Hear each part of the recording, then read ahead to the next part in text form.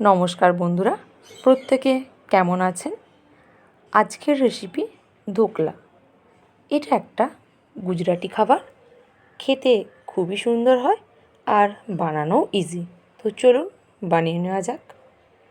প্রথম স্টেপে আমি এখানে 1.5 বাটি বেসন নিয়েছি। এবার এই বেসনের মধ্যে দিয়ে দেব অল্প একটু লবণ, 1 চা চামচ চিনি, অল্প হলুদ গুঁড়ো, সামান্য একটু হিং। সব উপকরণ ভালো করে মিশিয়ে নিয়ে জল দিয়ে একটা ব্যাটার তৈরি করে নেব। এখানে একটা ছোট্ট টিপস বন্ধুরা, আমি যেহেতু এখানে প্যাকেটের বেসন ব্যবহার করেছি তাই বেসনটা আমি আলাদা করে আর চেলে নিলাম না। আপনারা যদি লুজ বেসন ব্যবহার করেন তো বেসনটা অবশ্যই চেলে নেবেন। দিয়ে এই ব্যাটার আমি ভালো করে ফেটিয়ে নিচ্ছি। এই ব্যাটারটা যত ভালো করে ফেটাবেন তত ভালো ধোকলা স্পঞ্জি হবে।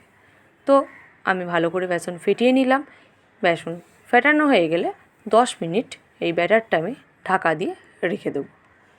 10 মিনিট পর ফিরে আসলাম। এখন আমি দিয়ে দেবো কিছুটা পরিমাণে বেকিং পাউডার আর অল্প একটু বেকিং সোডা।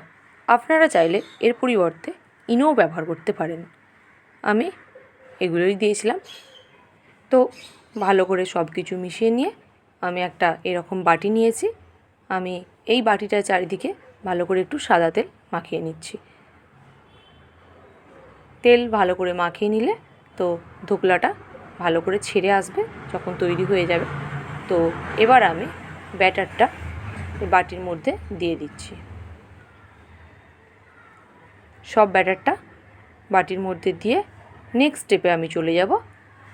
এখানে আমি একটা কড়াইয়ে 1 গ্লাস মতো জল দিচ্ছি, তার উপরে একটা স্ট্যান্ড বসিয়ে দিচ্ছি আর স্ট্যান্ডের ওপরে বাটিটাও বসিয়ে দিলাম। আর অবশ্যই ব্যাটারটা দেওয়ার পর বাটিটা ভালো করে ঝাঁকিয়ে নেবেন যাতে ভিতরে কোনো বাতাস না থাকে। তো এইবার আমি কড়াইয়ের ঢাকনাটা দিয়ে দিলাম আর গ্যাসের আঁচটা লো টু মিডিয়াম রেখে 20 মিনিট এটা হতে দেব। তো সেই ফাঁকে আমি এবার তড়কাটা বানিয়ে নেব। তড়কা বানানোর জন্য এখানে 1 চা চামচ সাদা তেল নিয়েছি। তেলের মধ্যে আমি দিয়ে দিলাম গোটা সর্ষে, 4টে মতো কাঁচা লঙ্কা আর কয়েকটা কারি পাতা দিয়ে ভালো করে আমি এগুলো ভেজে নেব। ভেজে নিয়ে আমি দিয়ে দেব অল্প কিছুটা পরিমাণে জল।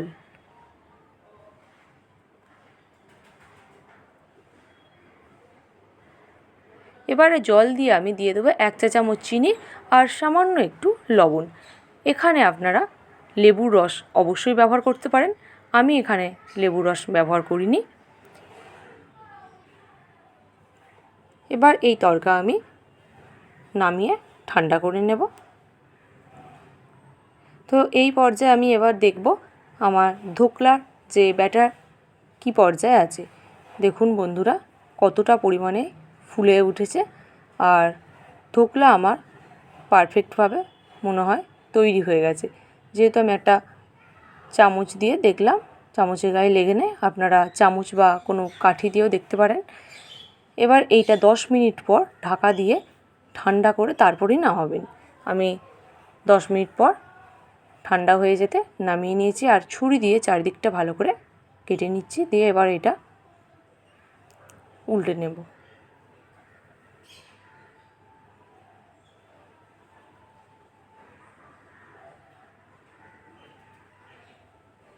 এবার এটা আমি কেটে নিচ্ছি।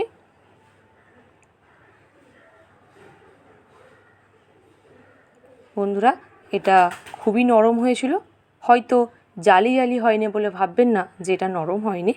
তো এটা খেতে খুবই টেস্টি হয়েছিল আর খুবই নরম হয়েছিল। আমি এইভাবে শেপ দিয়ে কেটে নিচ্ছি। কেটে নেওয়ার পর আমি উপর থেকে তড়কাটা দিয়ে দিলাম। তড়কা দিয়ে আমি এবার সার্ভ করে নেব। দেখুন বন্ধুরা কতটা স্পঞ্জি হয়েছিল এটা। আর সার্ভ করার সময় আমি এখানে দিয়ে দিলাম কিছুটা পরিমাণে কুচিয়ে রাখা ধনেপাতা। এই ধনেপাতা কুচি দিয়ে সার্ভ করলে খেতে বেশ ভালোই লাগে। এই ধোকলা হচ্ছে গুজরাটি খাবার, খেতে বেশ ভালোই লাগে। বাড়িতে একদিন বানিয়ে দেখতে পারেন আর বানিয়ে আমাকে অবশ্যই কমেন্ট করে জানাবেন কেমন হয়েছিল। এই ছিল আজকের রেসিপি। দেখা হচ্ছে আবারও নতুন কোনো রেসিপি নিয়ে। ততক্ষণে প্রত্যেকে ভালো থাকবেন, সুস্থ থাকবেন। প্রত্যেককে ধন্যবাদ।